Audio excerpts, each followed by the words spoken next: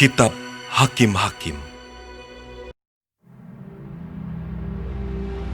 Tetapi orang Israel melakukan apa yang jahat di mata Tuhan. Sebab itu Tuhan menyerahkan mereka ke dalam tangan orang Midian 7 tahun lamanya. Dan selama itu, orang Midian berkuasa atas orang Israel. Karena takutnya kepada orang Midian itu, maka orang Israel membuat tempat-tempat perlindungan di pegunungan, yakni gua-gua dan kubu-kubu.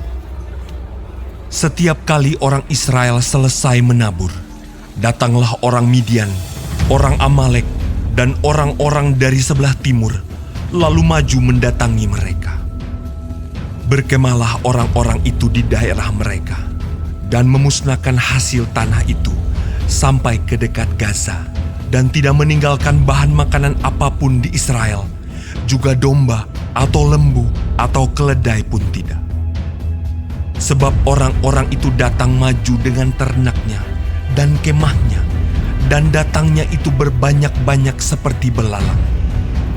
Orang-orangnya dan unta-untanya tidak terhitung banyaknya, sekaliannya datang ke negeri itu untuk memusnahkannya. Sehingga orang Israel menjadi sangat melarat oleh perbuatan orang Midian itu. Lalu berserulah orang Israel kepada Tuhan. Ketika orang Israel berseru kepada Tuhan karena orang Midian itu, maka Tuhan mengutus seorang nabi kepada orang Israel yang berkata kepada mereka, "Beginilah firman Tuhan, Allah Israel.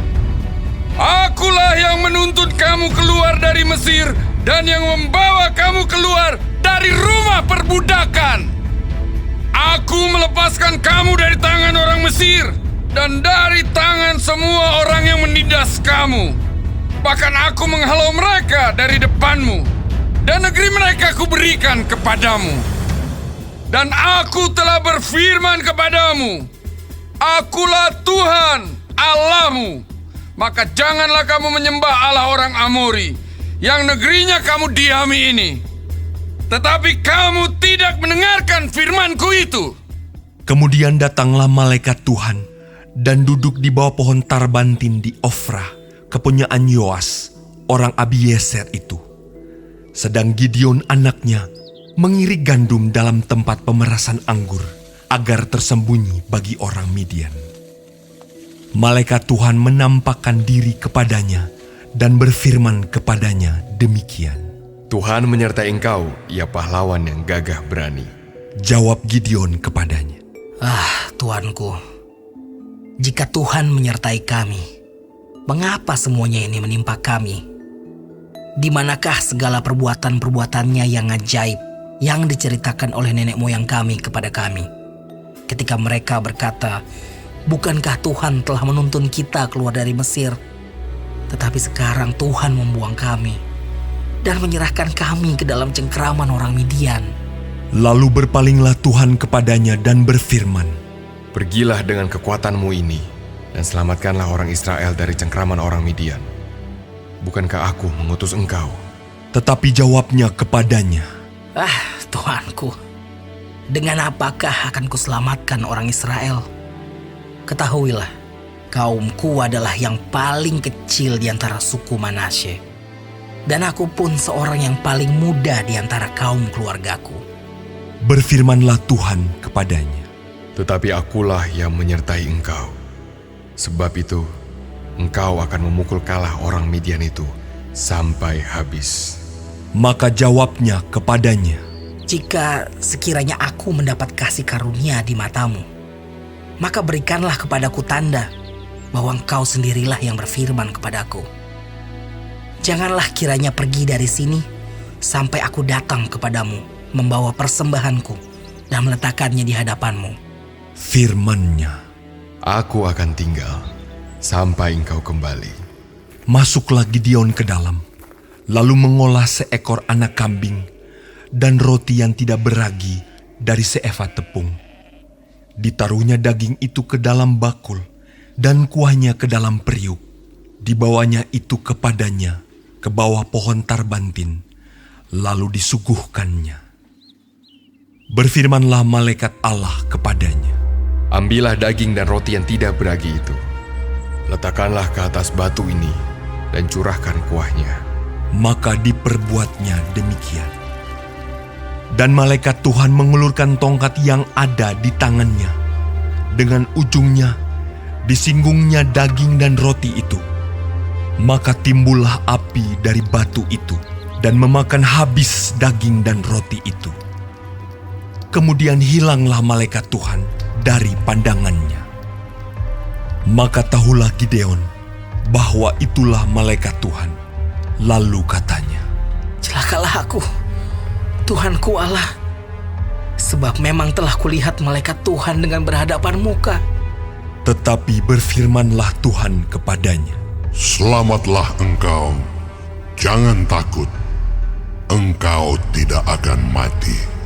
Lalu Gideon mendirikan mezbah di sana bagi Tuhan dan menamainya Tuhan itu keselamatan.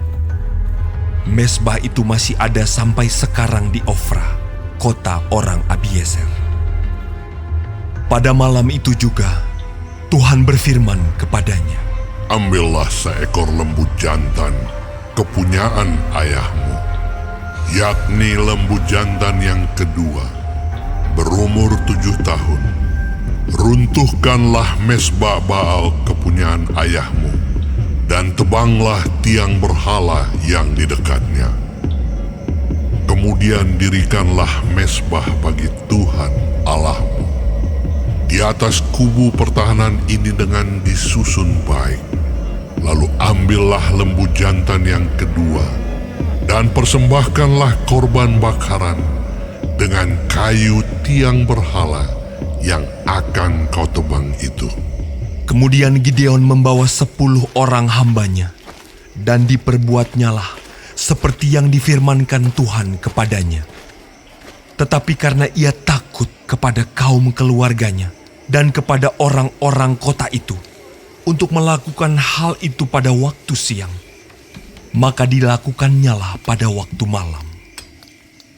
Ketika orang-orang kota itu bangun pagi-pagi, tampaklah telah dirobohkan mezbah Baal itu, telah ditebang tiang berhala yang di dekatnya, dan telah dikorbankan lembu jantan yang kedua di atas mezbah yang didirikan itu. Berkatalah mereka seorang kepada yang lain, Siapakah yang melakukan hal itu? setelah diperiksa dan ditanya-tanya, maka kata orang, Gideon bin Yoas, dialah yang melakukan hal itu. sesudah itu berkatalah orang-orang kota itu kepada Yoas, Bawalah anakmu itu keluar. Dia harus mati karena ia telah merobohkan mezbah Baal dan karena ia telah menebang tiang berhala yang di dekatnya. Tetapi jawab Yoas kepada semua orang yang mengerumuninya itu, Kamu mau berjuang membela Baal atau kamu mau menolong dia? Siapa yang berjuang membela Baal akan dihukum mati sebelum pagi. Jika Baal itu Allah, biarlah ia berjuang membela dirinya sendiri setelah mezbahnya dirobohkan orang.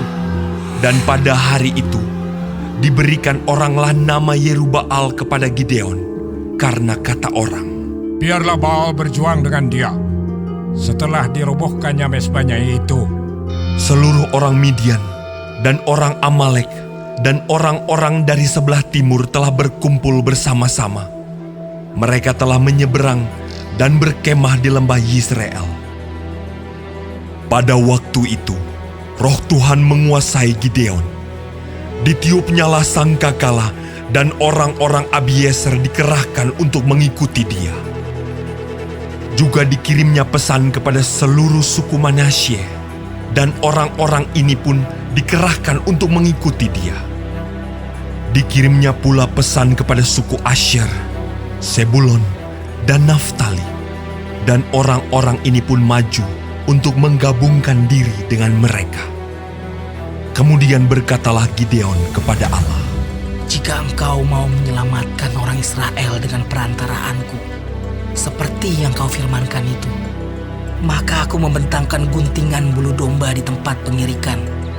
Apabila hanya di atas guntingan bulu itu ada embun, tetapi seluruh tanah di situ tinggal kering. Maka tahulah aku bahwa engkau mau menyelamatkan orang Israel dengan perantaraanku, seperti yang kau firmankan. Dan demikianlah terjadi, sebab keesokan harinya, pagi-pagi ia bangun. Dipulasnya guntingan bulu itu, dan diperasnya air embun dari guntingan bulu itu, secawan penuh air. Lalu berkatalah Gideon kepada Allah, Janganlah kiranya murkamu bangkit terhadap aku, apabila aku berkata lagi, sekali ini saja. Biarkanlah aku satu kali lagi saja mengambil percobaan dengan guntingan bulu itu. Sekiranya yang kering hanya guntingan bulu itu, dan di atas seluruh tanah itu ada embun. dan demikianlah diperbuat Allah pada malam itu. Sebab hanya guntingan bulu itu yang kering, dan di atas seluruh tanah itu ada embun.